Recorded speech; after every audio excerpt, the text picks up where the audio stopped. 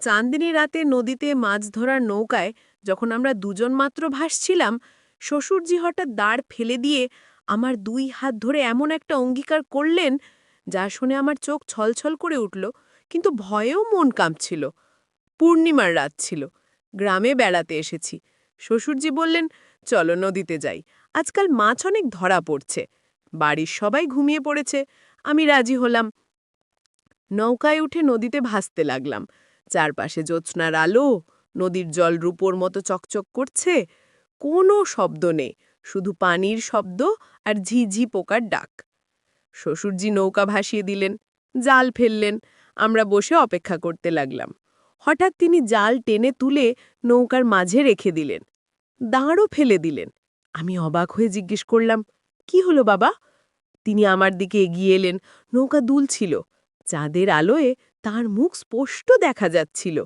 তিনি আমার 2 হাত ধরলেন, খুব গভীর গলায় বললেন, বৌমা, আমি আর পারছি না, প্রতিদিন তোমাকে ছেলের সাথে দেখি আর নিজেকে অভিশাপ দিই। কেন আমি তোমার বয়সে জন্মাইনি? কেন আমি তোমাকে প্রথম দেখা মানুষ হইনি? আমি হাত ছাড়াতে চেষ্টা করলাম, কিন্তু তিনি শক্ত করে ধরে রাখলেন। চাঁদের আলোয় তার চোখ ভিজে গেছে। বললেন, আমি জানি এটা ভুল, কিন্তু ভালোবাসা কি বয়স মানে? আমি তোমাকে শুধু শ্বশুর হিসেবে দেখতে পারি না। নৌকা ভাসতে ভাসতে দূরে চলে যাচ্ছিল, চারপাশে শুধু জল আর চাঁদের আলো। তিনি অঙ্গীকার করলেন, আমি আমার সব সম্পত্তি তোমাকে দেব, আমার স্ত্রীকে তালাক দেব, তুমি শুধু একবার হ্যাঁ বলো, আমরা এই নৌকা থেকে আর ফিরব না, সোজা অন্য শহরে চলে যাব। আমার চোখ ছলছল করে উঠল। তার কথায় এমন একটা আন্তরিকতা ছিল যা আমাকে নাড়া দিল। মনের কোণে একটা সাড়া পেলাম, কিন্তু কণ্ঠ কাঁপিয়ে বললাম, বাবা, এটা কখনো সম্ভব না। আমি আপনার ছেলের স্ত্রী, আপনার এই কথা ভুলে যান। এই গল্পটি সম্পূর্ণ শুনলে আপনাদের পানি অটোমেটিক বের হয়ে যাবে, সো যত দ্রুত সম্ভব হাতের কাছে টিস্যু নিয়ে বসে পড়ো।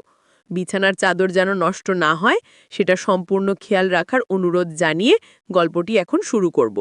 তার আগে সর্বশেষ অনুরোধ, দয়া করে এমন পানি বের করার গল্প নিয়মিত শুনতে আমাদের চ্যানেলটি সকলেই সাবস্ক্রাইব করুন। ধন্যবাদ। হ্যালো বন্ধুরা, আমার নাম প্রিয়াঙ্কা মুখার্জি। আমার বয়স 40 বছর। আমার স্বামীর নাম রোহান মুখার্জি, বয়স 43 বছর। আমাদের 2 সন্তান, সায়ন আর তানিয়া। সায়ন 21 বছর বয়সী, ইউনিভার্সিটিতে পড়ে। তানিয়া 14 বছর বয়সী, স্কুলে যায়। কিন্তু যেদিন থেকে এই ঘটনাটা ঘটল, সেদিন থেকে আমার পুরো জীবনটাই বদলে গেল। আসলে ব্যাপারটা অনেক জটিল। আমি যখন শ্বশুরজির হাত ধরে নৌকায় বসেছিলাম, তখন তিনি যা বলছিলেন তা শুনে আমি স্তব্ধ হয়ে গিয়েছিলাম। কিন্তু মুহূর্তেই একটা অদ্ভুত শব্দ শুনলাম। নদীর জল থেকে এমন একটা শব্দ এলো যা আমি জীবনে কখনো শুনিনি। শ্বশুরজি আমার হাত ছেড়ে দিয়ে চারদিকে তাকালেন। তিনিও সেই শব্দটা শুনেছিলেন। কি শব্দ এটা? আমি ভয়ে জিজ্ঞেস করলাম। শ্বশুরজি একটু গম্ভীর হয়ে বললেন, জানি না, তবে এই নদীতে অনেক রহস্য আছে। আমার বাবা বলতেন, এই নদীর নিচে একটা পুরনো মন্দির আছে। বছর 50 আগে ভয়াবহ বন্যায় ডুবে গিয়েছিল। আমি একটু ভয় পেলাম। হঠাৎ নৌকাটা কেঁপে উঠল, জোরে একটা ধাক্কা লাগলো। আমরা দুজনেই টলে গেলাম। কি হলো? আমি চিৎকার করে উঠলাম। শ্বশুরজি নৌকার পাশে তাকিয়ে বললেন, মনে হচ্ছে কিছু একটা নৌকায় ধাক্কা মেরেছে। আমি জলের দিকে তাকালাম। চাঁদের আলোতে স্পষ্ট দেখলাম একটা বিশাল কালো ছায়া নৌকার নিচ দিয়ে চলে গেল। আমার হৃৎস্পন্দন বেড়ে গেল। বাবা, ওটা কি ছিল? আমি কাঁপা গলায় জিজ্ঞেস করলাম। শ্বশুরজি কিছু বলার আগেই আবার সেই অদ্ভুত শব্দটা শুনলাম। এবার আরও জোরে। মনে হচ্ছিল কেউ গভীর থেকে ডাকছে। একটা সুর ছিল সেই শব্দে, অদ্ভুত মধুর কিন্তু ভয়ঙ্কর। হঠাৎ জলের মধ্য থেকে একটা উজ্জ্বল আলো দেখা গেল, নীল রঙের আলো। নৌকার চারপাশে জল জলজল করতে লাগল। এটা কি? আমি আতঙ্কিত হয়ে পড়লাম। শ্বশুরজি নৌকার দাঁড় ধরলেন, বললেন, আমাদের ফিরে যেতে হবে এখনই। কিন্তু দাঁড় টানতে গিয়ে দেখলেন দাঁড়টা নৌকা থেকে পিছলে জলে পড়ে গেল। আমরা দুজনেই হতবাক হয়ে গেলাম। এখন আমরা কি করব? আমি ভয়ে কাঁদতে লাগলাম। শ্বশুরজি নৌকার মাঝে বসে পড়লেন, বললেন, ঠান্ডা মাঝে চিন্তা করতে হবে, স্রোত আমাদের কোথাও না কোথাও নিয়ে যাবে। কিন্তু নৌকার স্রোতে নাসছিল না, বরং সেই নীল আলোর দিকে টানা যাচ্ছিল।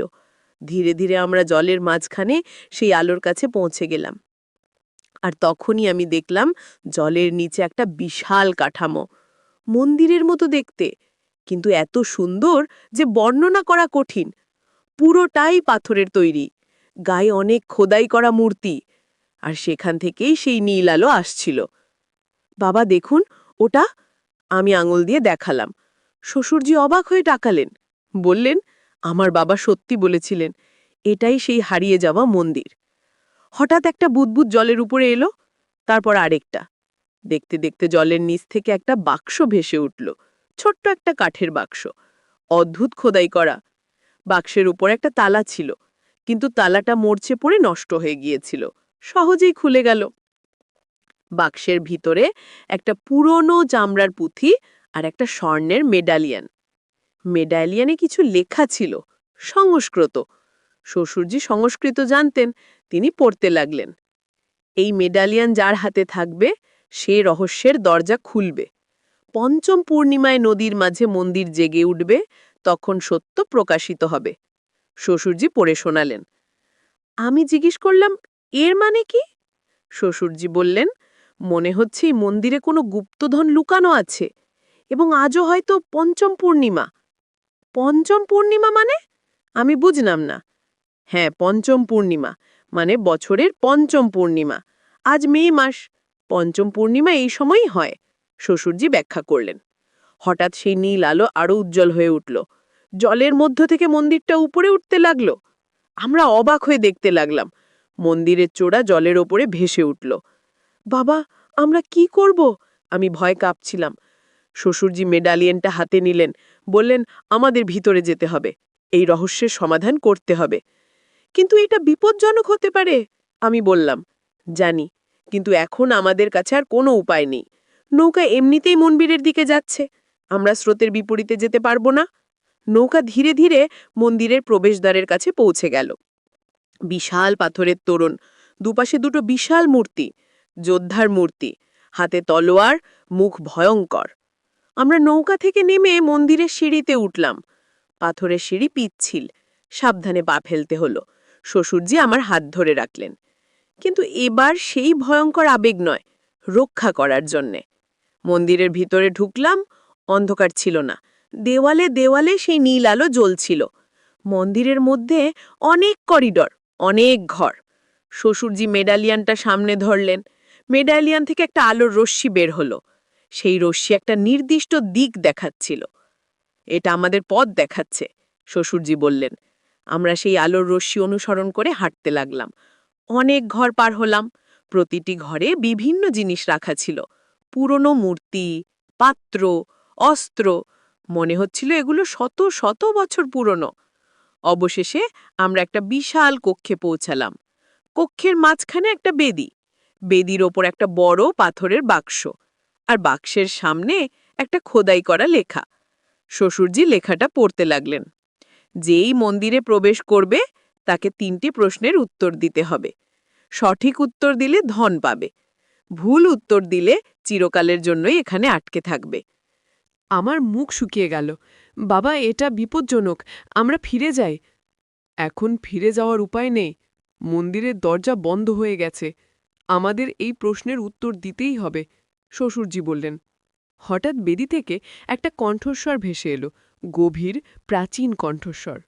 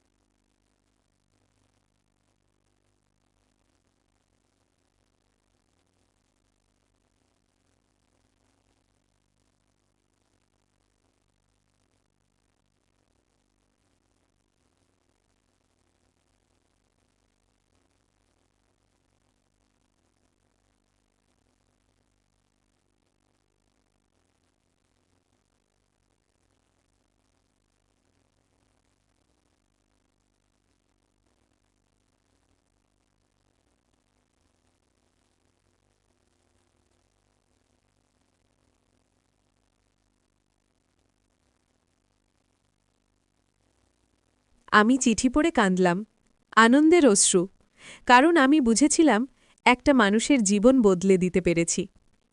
সেই রাতের পর থেকে আমি প্রতি পূর্ণিমায় নদীর ধারে যাই, দূর থেকে নদীর দিকে তাকিয়ে থাকি। কখনো আর সেই নীল আলো দেখিনি, কখনো আর সেই মন্দির দেখিনি। মনে হয় সেই রাতটা ছিল একটা বিশেষ মুহূর্ত, যা আমার আর শ্বশুরজির জন্য নির্ধারিত ছিল।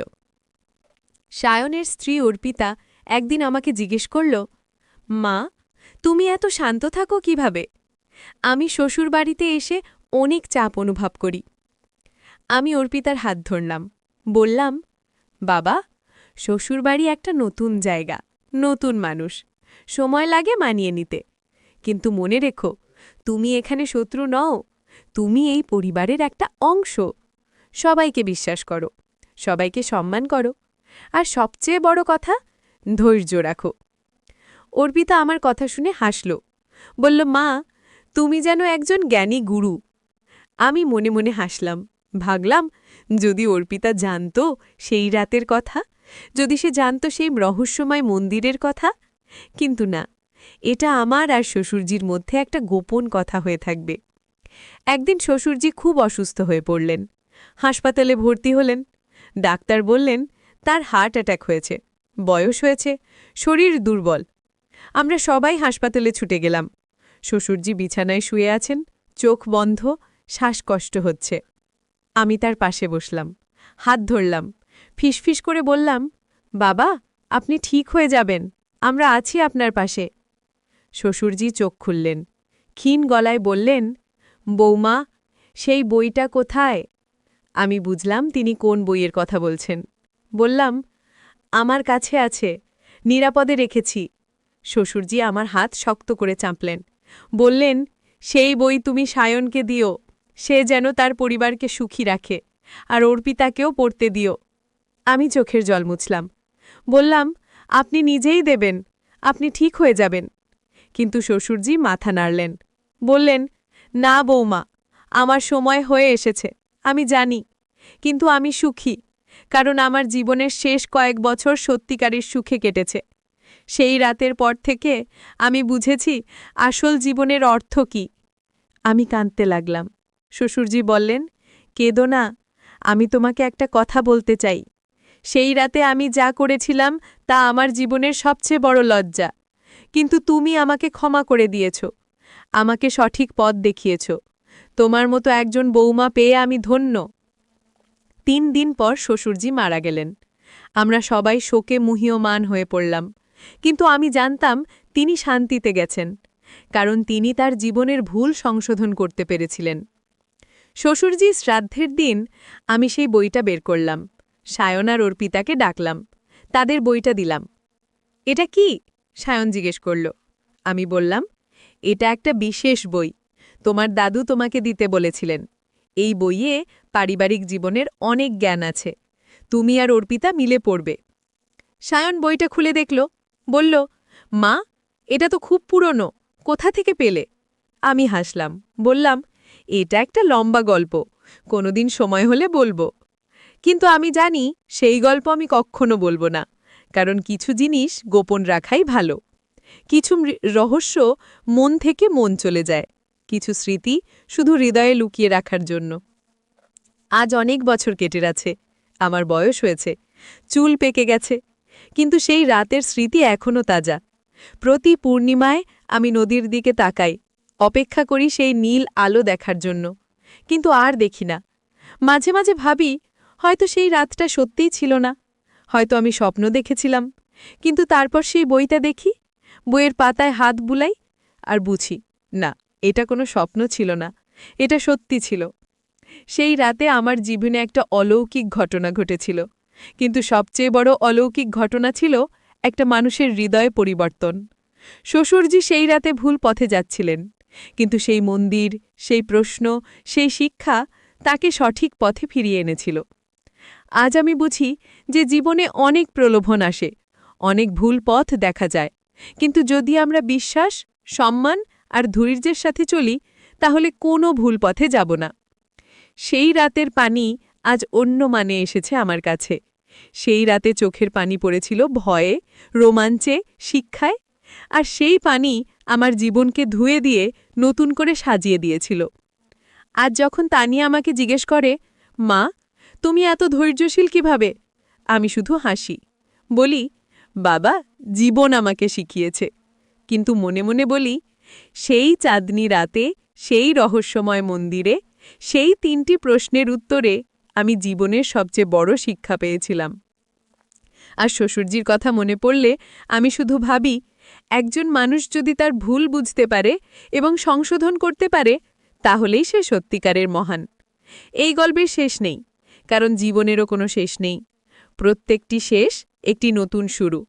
সেই রাতে যা শেষ হয়েছিল তা ছিল অজ্ঞানতা, আর যা শুরু হয়েছিল তা ছিল জ্ঞান। আজ যখন আমার নাতি নাতনিরা আমার কাছে গল্প শুনতে আসে, আমি তাদের সেই মন্দিরের গল্প বলি না, বলি অন্য গল্প। কিন্তু প্রত্যেকটি গল্পের মধ্যে সেই 3টি শিক্ষা লুকিয়ে রাখি: বিশ্বাস, সম্মান আর ধৈর্য। আর মাঝে মাঝে যখন পূর্ণিমার রাতে একা বসে থাকি, চাঁদের দিকে তাকাই, তখন সেই রাতের কথা মনে পড়ে। মনে পড়ে সেই অঙ্গীকার, যে অঙ্গীকার আমার চোখ ছলছল করে দিয়েছিল, যে অঙ্গীকার আমার জীবন বদলে দিয়েছিল। কিন্তু আসল অঙ্গীকার ছিল সেই মন্দিরে, সেই 3টি প্রশ্নের উত্তরে, যে অঙ্গীকার আমি নিজের সাথে করেছিলাম, যে অঙ্গীকার আমি আজও পালন করে যাচ্ছি। জীবন একটা দীর্ঘ যাত্রা, প্রতিটি মুহূর্ত একটি শিক্ষা। সেই চাঁদনি রাতে আমি যে শিক্ষা পেয়েছিলাম তা আজও আমার পথ দেখায়, আজও আমাকে শক্তি দেয়।